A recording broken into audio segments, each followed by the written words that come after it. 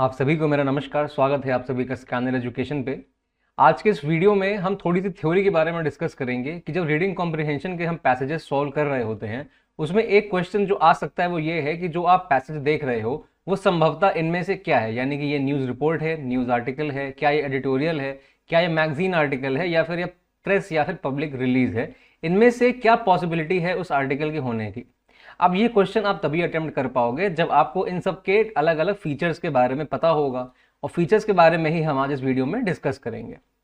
आगे बढ़ने से पहले एक डिस्क्लेमर दे देता हूं, न्यूज रिपोर्ट और न्यूज आर्टिकल कई पैमानों में सेम हो जाते हैं।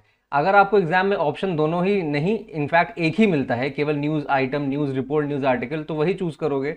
बट अगर अलग अलग आपको ऑप्शन मिल जाता है कि ये रिपोर्ट भी हो सकती है या आर्टिकल भी हो सकता है न्यूज का, तो उसके लिए मैंने थोड़ा सा डिफ्रेंसिएशन आपको इस वीडियो में बता के रखा हुआ है जो आप अभी देखोगे। तो शुरू करते हैं। सबसे पहले हम न्यूज रिपोर्ट के बारे में बात करते हैं।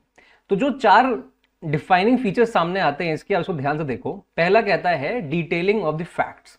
न्यूज क्या है? न्यूज बेसिकली और कुछ भी नहीं है, जो हम फैक्ट्स हैं, जो हुआ है कहीं और वो हमें बता दिया जा रहा है, उसको हमने न्यूज कह दिया है।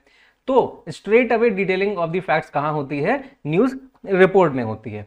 इसका एक प्राइम फीचर ये है कि ये अनबायस्ड होता है। अनबायस्ड मतलब कि जो हुआ जैसा हुआ हमने आपको बता दिया, अब वो आप समझो इसको आपको क्या करना है। हमने केवल मीडियम का एक काम किया है। हम क्योंकि मीडिया है, हम एक मीडियम का काम कर रहे हैं, यहां से वहां की इंफॉर्मेशन आपको पहुंचा दे रहे हैं। इसमें हमारा कुछ ओपिनियन नहीं है। तीसरी चीज, they do not lead to an idea या कंक्लूजन। वो ये नहीं कहते कि ऐसा हुआ है, इसकी वजह से ऐसा हो सकता है, तो कोई आइडिया या कोई और कंक्लूजन आपको पुश नहीं कर रहे होते हैं। स्ट्रेट फैक्ट्स होते हैं, इसीलिए इसको हम लोग ऑब्जेक्टिव रिपोर्टिंग कहते हैं। एकदम straight to the point objective reporting. जैसे छोटा सा आर्टिकल पढ़िए ये, the job market shows promising signs of recovery as unemployment rates drop for the third consecutive month. कह रहा है कि जॉब मार्केट है वो पॉजिटिव साइन दिखा रहा है रिकवरी का, गिरावट हुई होगी। अब उसमें बढ़ोतरी हो रही है किसमें? एम्प्लॉयमेंट रेट में, यानी अनएम्प्लॉयमेंट में गिरावट हो रही है। फॉर थर्ड कॉन्सेक्यूटिव मंथ, लगातार 3 महीने हुए हैं जब अनएम्प्लॉयमेंट गिरता जा रहा है। Analyst attribute the positive trend to expanding sectors like technology and construction. जो एनालिस्ट हैं, जो एनालाइज करते हैं, वो इस पॉजिटिव ट्रेंड का श्रेय दे रहे हैं किसको? उन सेक्टर्स को जो एक्सपैंड कर रहे हैं, जो कि है टेक्नोलॉजी और construction. Experts remain cautiously optimistic, citing the need for sustained growth to address pre-pandemic employment levels. Experts जो है वो ऑप्टिमिस्टिक भी हैं बट कॉशियस भी हैं। वो कह रहे हैं कि हमें एक नीड है सस्टेन्ड ग्रोथ की, जो लगातार निरंतर होती रहे। किसको एड्रेस करने के लिए? प्री पैंडेमिक एम्प्लॉयमेंट लेवल को एड्रेस करने के लिए। जो पहले लेवल था एम्प्लॉयमेंट का वो वापस से आ जाए।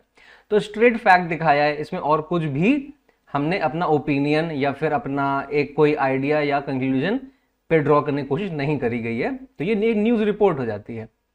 वहीं अगर न्यूज आर्टिकल की हम बात करते हैं तो ये भी डिटेलिंग ऑफ फैक्ट्स है, एकदम करेक्ट। ये भी अनबायस्ड है, एकदम करेक्ट। बट ये जो है ये मल्टीपल पॉइंट ऑफ व्यू भी एक्सप्रेस कर सकता है, इसीलिए ये सब्जेक्टिव रिपोर्टिंग होती है कि आपने अगर कोई आर्टिकल लिखा, उसमें हल्का से कह दिया कि ये भी हो सकता है, क्योंकि मैक्सिमम आपके आर्गुमेंट उसको सपोर्ट कर रहे होते हैं। जो आर्टिकल लिखा है इसमें आप समझ जाओगे। पर एग्जाम में आई हाईली डाउट कि दोनों अलग तरह से पूछा जाएगा। हो सकता है कि वो केवल न्यूज की तरह ही पूछ ले कि ये न्यूज है कि एडिटोरियल है कि मैगजीन आर्टिकल है। You get the idea what I am trying to say. In a thrilling match the national cricket team showcased exceptional skills securing victory in a closely contested match. एक बहुत ही बढ़िया match हुआ, thrilling match हुआ। National cricket team जो हमारी है उसने शोकेस किया, क्या किया? एक्सेप्शनल स्किल, और विक्ट्री सिक्योर करी, पक्की करी, एक जीत दर्ज करी एक बहुत ही क्लोजली कंटेस्टेड मैच में, यानी कि नेक टू नेक एकदम वहां पे टक्कर रही। Their strategic game play and unwavering determination earned praise from fans and experts alike. उनका जो स्ट्रैटेजी था, उनका डिटर्मिनेशन था, वो उसको सराहा गया। किसने सराहा? फैंस ने भी सराहा और एक्सपर्ट्स ने भी सराहा। The team's captain highlighted the collective effort and emphasise the importance of maintaining consistency. Team का जो कैप्टन था उसने हाईलाइट किया एफर्ट को कि हम टीम है तो हम एक साथ कैसे परफॉर्म कर सकते हैं, और एम्फसाइज किया कि हम निरंतर रेगुलर बेसिस पे अच्छा परफॉर्म कैसे करते हैं। With emerging talents and a renewed spirit prospects for future matches appear bright. अब ये सेंटेंस क्या कह रहा है कि जैसे नए नए टैलेंट आ रहे हैं, इमर्जिंग टैलेंट आ रहे हैं, और फिर और ही उनके अंदर जोश भर रहा है, रिन्यूड स्पिरिट है, तो जो फ्यूचर प्रोस्पेक्ट है, जो भविष्य में दिखाई दे रहा है, वो हमारा मैचेस के लिए ब्राइट दिख रहा है, भविष्य उज्जवल दिख रहा है। ये क्या हुआ, एक धीरे से एक ओपिनियन आपके अंदर डाल दिया गया इस आर्टिकल में, थोड़ा सा एक पॉइंट ऑफ व्यू एक्सप्रेस कर दिया, क्योंकि अच्छा खेल रहे हैं तो हो सकता है आगे और अच्छा खेलते रहें। As the squad continues to train and refine their techniques, supporters eagerly anticipate their upcoming fixtures.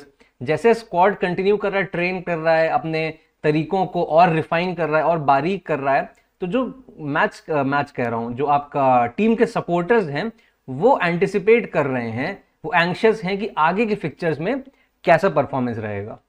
This resounding win not only boosts morale but also instill optimism for a triumphant season ahead.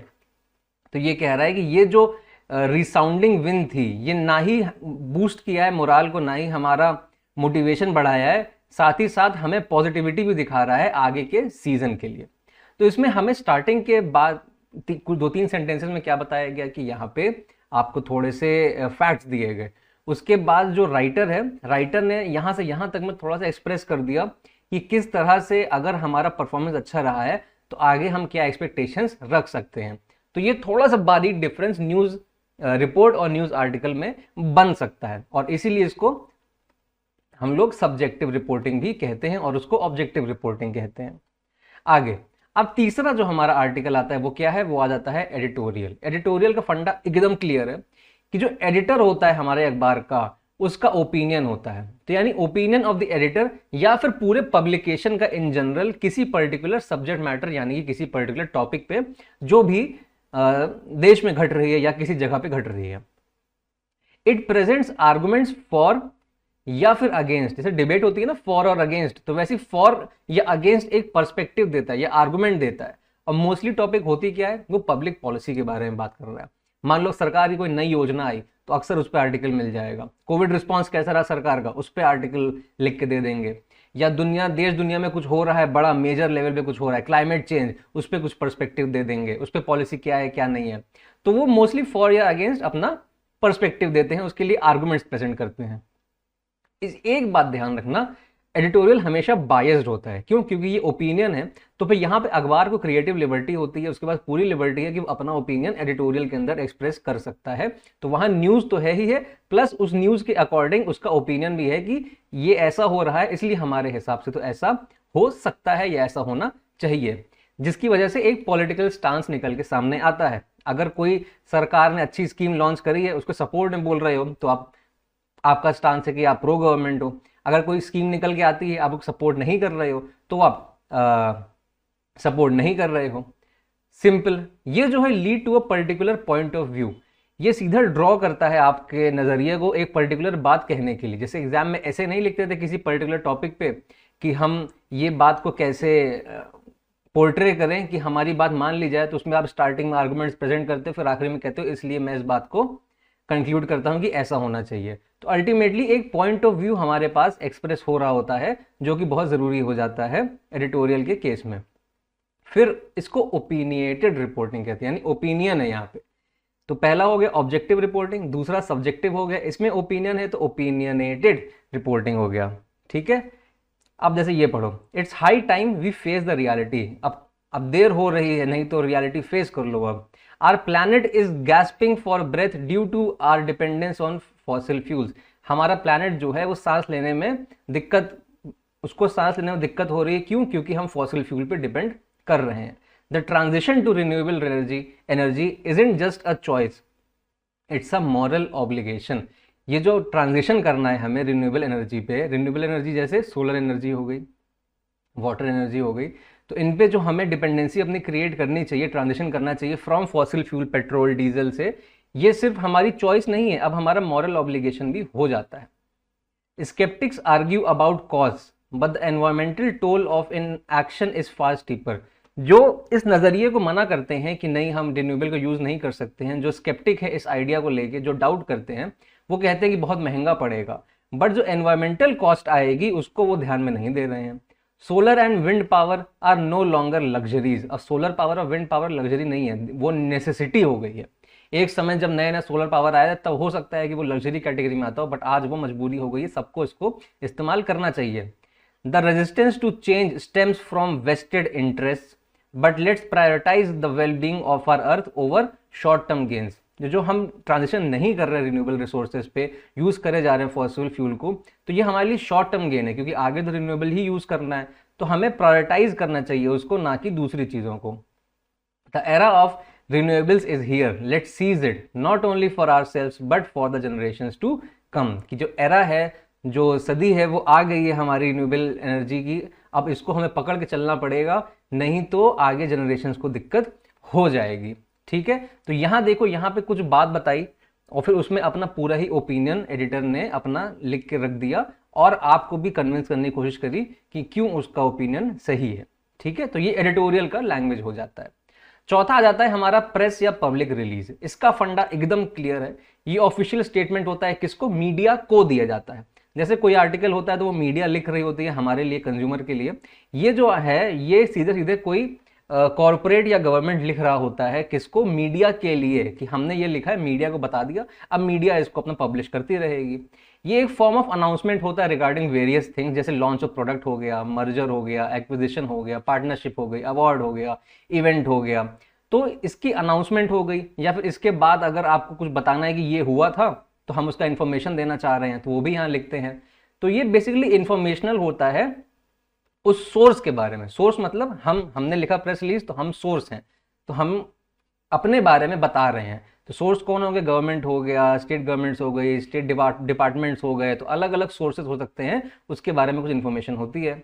ये mostly optimistic होता है इन tone में। अब मुझे अपने बारे में कुछ बताना है मीडिया को, तो मैं मोस्टली अच्छी बात ही बताऊंगा, मैं ये बताऊंगा हमने ऐसा किया है तो ये बहुत अच्छी बात है, तो मैक्सिमम केस में ये ऑप्टिमिस्टिक होता है। अब जैसे देखो गवर्नमेंट प्रेस रिलीज है, chairman KVIC Shri Manoj Kumar inaugurated several KVI activities during Tamil Nadu visit and interacted with khadi workers during this visit। जो चेयरमैन है KVIC के मनोज कुमार जी, उन्होंने इनॉग्रेट किया कि KVIC एक्टिविटीज को तमिलनाडु विजिट में, और खादी वर्कर से बातचीत करी। Presiding over a Khadi Karigar Sammelan held on August 19, 2023 at Sitra, Coimbatore, he expressed gratitude for the love and care extended by the Tamil people over the last 2 days। तो 2 दिन के लिए वो वहां गए, जहां पे उन्होंने वो प्रिसाइड किया एक मीटिंग में, तो वहां पे बहुत प्यार और सम्मान मिला, उसके लिए वो अपना ग्रेटिट्यूड एक्सप्रेस करते हैं। He emphasized that this event is not only a khadi Karigar सम्मेलन but also a heartfelt interaction, यानी कि मन की बात between him and the rural artisans। उसने ये emphasize किया, उसने यानी कि उन्होंने, श्री मनोज कुमार जी ने emphasize किया कि ये जो इवेंट हुआ है सिर्फ खादी कारीगर सम्मेलन नहीं था, बट एक हार्टफेल मन की बात, एक मन की बात जैसी हुई उनके और गांव के आर्टिसंस के बीच में। ठीक है, तो ये क्या हो रहा है, ये मोटा मोटा आपको न्यूज रिपोर्ट जैसा ही लगेगा थोड़ा टोन में, बट देखो यहाँ पे एकदम पॉजिटिव एक एटमॉस्फेयर क्रिएट किया गया है आपको बताने के लिए, जहाँ पे आपको फील हो पाएगा कि न्यूज तो है ही, बट एक ऑप्टिमिज्म दिखाई दे रहा है कि अरे बहुत अच्छी अच्छी चीजें हुई हैं। तो ये हमारा टोन पब्लिक रिलीज या प्रेस रिलीज का हो जाता है मैक्सिमम केस में, अनटिल एंड अनलेस एकदम नेगेटिव चीज ही ना हो रही हो कि कोविड-19 लॉकडाउन लग रहा है और इस तरह की चीजें। ठीक है, तो ये टोन हो जाता है। और इसको आइडेंटिफाई करना एग्जाम में कि न्यूज़ है कि पब्लिक रिलीज है, थोड़ा डिफिकल्ट हो सकता है, क्योंकि ये पढ़ने में ये भी आपको न्यूज़ रिपोर्ट या न्यूज़ आर्टिकल ही लगेगा, वो भी वो लगेगा। तो ऐसे क्वेश्चन जहां तक एसएससी आपसे नहीं पूछेगा तो सबको मार्क्स दे देना चाहिए उसको ऐसे केस में। एनी हाउ, नेक्स्ट हमारा आता है मैगजीन आर्टिकल। ये सबसे इंटरेस्टिंग हो जाता है आपके लिए। देखो ये क्या होता है, ये इन डेप्थ और एनालिटिकल होता है नेचर में। फैक्ट्स तो ये भी प्रेजेंट कर रहा है, ओपिनियंस ये भी प्रेजेंट कर रहा है, बट इसका जो नेचर होता है राइटिंग का, जो स्टाइल होता है इसका, वो काफी इन डेप्थ होता है और एनालिटिकल होता है। मतलब वो गहराई में जाता है और टॉपिक को अच्छे से एनालाइज करके आपको बताने की कोशिश करता है। इसका जो स्ट्रक्चर या ऑर्गेनाइजेशन होता है पैसेजेस का, वो डिफरेंट हो जाता है आपके न्यूज़पेपर के आर्टिकल से। ठीक है, न्यूज़पेपर का आर्टिकल है, आपको 2 पैराग्राफ में या 4 पैराग्राफ में पूरी बात बतानी है, क्योंकि ये लंबा होता है और इन डेप्थ होता है, तो इसका जो पैराग्राफ स्ट्रक्चरिंग है और उसका पैराग्राफ का ऑर्गेनाइजेशन है वो काफ़ी डिफरेंट हो जाता है। अच्छा, स्ट्रक्चर और organisation in terms of RC अगर आप जानना चाहो, इसका मतलब ये होता है कि उस पैसेज में पर्टिकुलरली क्या बात हो रही है।